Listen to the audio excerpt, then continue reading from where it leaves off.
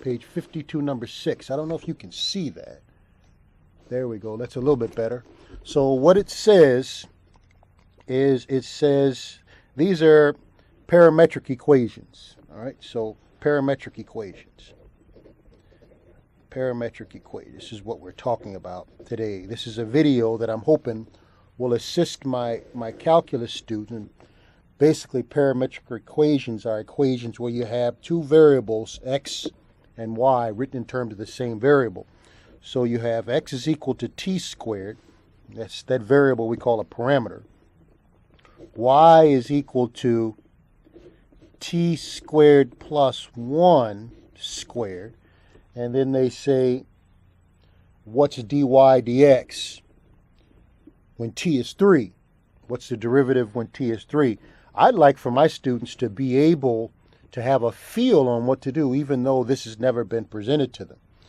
If they want the derivative of y with respect to x, you're going to need y in terms of x. Right now you have y in terms of t. So I'd like my students, I'm going to get rid of this temporarily, I'd like my students to have a sort of an idea on how to proceed with this problem, even though they've never seen it before. So what you'd need to do here is y is equal to t squared, which is x, plus 1 squared. So now you have y in terms of x. You have y in terms of x, and now what they asked for is they asked for the derivative of y with respect to x. So you'd have to take the derivative of this expression.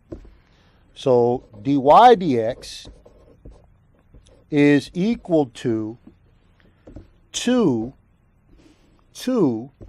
times x plus 1, reduce that exponent 1, times the derivative of the base there, which is 1. So now what you have is the derivative of y with respect to x is 2x plus 2. Now I don't know if you recall, what they want in this problem is they want to know what's the derivative.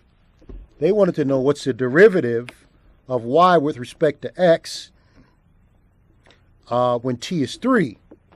All right, t is 3. So what I would do here is you need to know what x is. You need to know what x is. But you can relate x to t because in the original problem they told you that x is t squared. So x is 3 squared, giving you x to be 9, and now you know that x is 9, so the derivative of y with respect to x is equal to 2 times 9 plus 2, which is 18. dy dx is 18 plus 2, which is 20. All right, and that is one of your choices. That's your choice D. All right, so that was page 52, number 6. All right, so this is page 52, number 6. Page 3, number 6. So what we have here is we have another parametric equation. All right, we have another parametric equation. I don't know if you can read this, but it says the asymptotes of a graph of the parametric equations are, again, you got x and y, two variables, x and y, written in terms of the same variable, t, which we call a parameter. All right, so what we have here is we have x is equal to 1 over t minus 1. Y is 2 over t. All right, so what we're going to do now is do the same thing we did before. Let's solve for t. Let's solve for t with this equation, substitute that t here, and then we'll get y in terms of x, and that's what we're used to. So you cross multiply. Let's separate these so there's no confusion. So you cross multiply, you get x times t minus 1 is equal to 1. All right, so now you have t minus 1 is equal to 1 over x. I'm just solving for t here. And now what we have is we have t is equal to 1 over x plus 1. 1 over x plus 1. Now let's substitute that t over here. So what we have is we have y is equal to 2 over t, which is 1 over x plus 1. Now you have something called a complex fraction, which is a fraction located in either the numerator or denominator of a fraction. We can simplify that by multiplying by the least common denominator of all of the fractions, which in this case is x. You end up with y is equal to 2x over 1 plus x. I multiply the x to this 2, multiply this x to the 1 over x, multiply this x times 1. And whenever you multiply by 1, which is what x over x is, you're not really changing the value of this larger fraction. So now what you have is you have a problem that you are used to. You have an equation written in the form that you're used to. It's no longer a parametric equation. It's more of a rectangular equation. So what are they asking for? What are the asymptotes? Now, the asymptotes is a subject that you should already be familiar with. The vertical asymptote is going to occur when that denominator is undefined. That denominator is undefined when x is negative 1. And then your horizontal asymptotes are going to occur where you take the limit of this expression as x goes to infinity. And if you are familiar with this subject, you can see that y, the way I teach my students is divide each of these terms by the highest degree. But if you're familiar in this subject area, you can easily see that the horizontal asymptote there is 2. So the final answer here would be C. Final answer there would be C. X is equal to negative 1, y so is again, this is number 15. 2. It says a curve is parametrically defined by the equations. You got two variables, again, written in terms of a parameter t. And then they ask for the arc length. All right, so let's work on that. Arc length. As I recall, the arc length formula, let's get some of this out of the way. As I recall, that arc length formula is square root, 1 plus f prime of x squared, as I recall.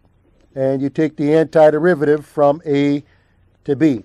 As I recall, that's the formula. All right, so let's go on and let's actually, I don't think we're going to use this formula. There's another formula that gives you the arc length, and that formula is the square root of dx dt squared plus dy dt squared. That's the formula we're going to use for finding the arc length. That's the formula we're going to use for finding the arc length. X is equal to 2 cosine t. Y is equal to 2 sine t. All right. And what we're going to do here is you got to take the derivative and then square it. All right. So what we have here is dx dt. The derivative is negative 2 sine t. All right. And dy dt, that is 2 cosine t dt. All right. And now, if we squared those, dx dt squared is equal to 4 sine squared t, and dy dt squared, which is what we need in this formula here, is 4 cosine squared t. All right, so let's make that substitution. Let's make this substitution and integrate from 0 to 2 and make sure that we get the answer that we're looking for. So we have the length is the antiderivative from 0 to 2,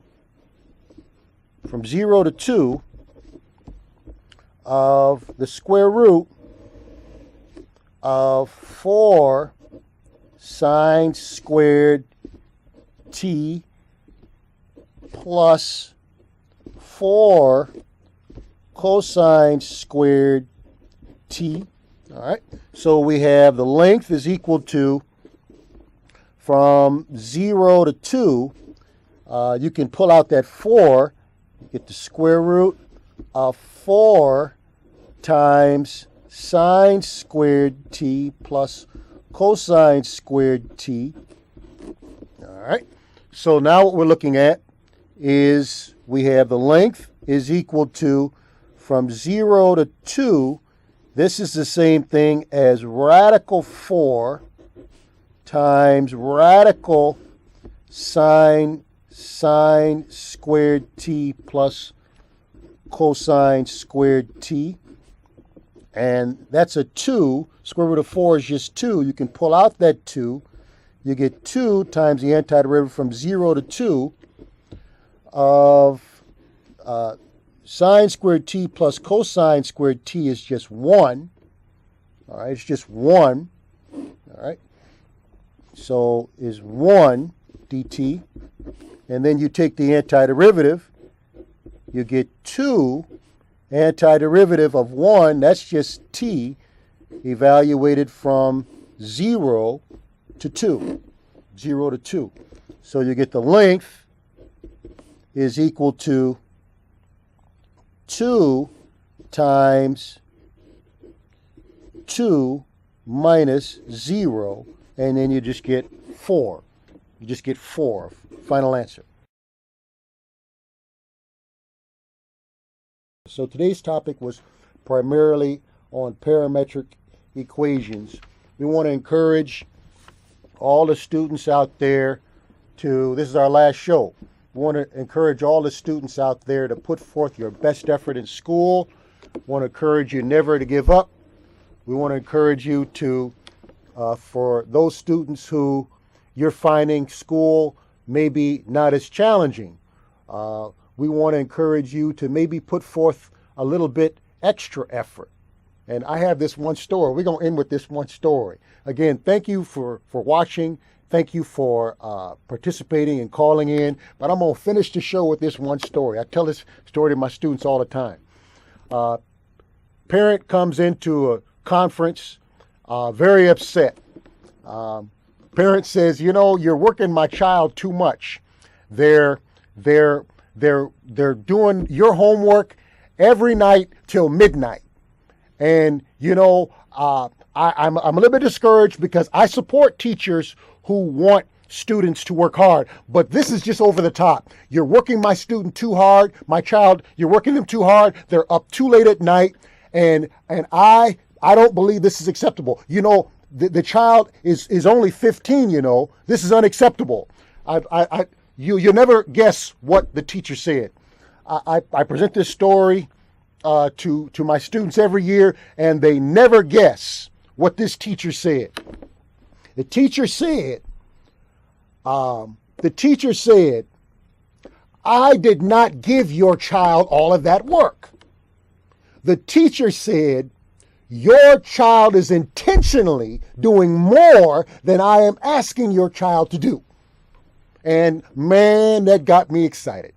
I wish we had more time to talk about that, but I want our students to have that kind of mentality. Do more than what's expected. Create that kind of work ethic, and I think you'll be blessed because of it. God bless everybody. Happy New Year. Thank you for watching, and I'll see you next season. God bless.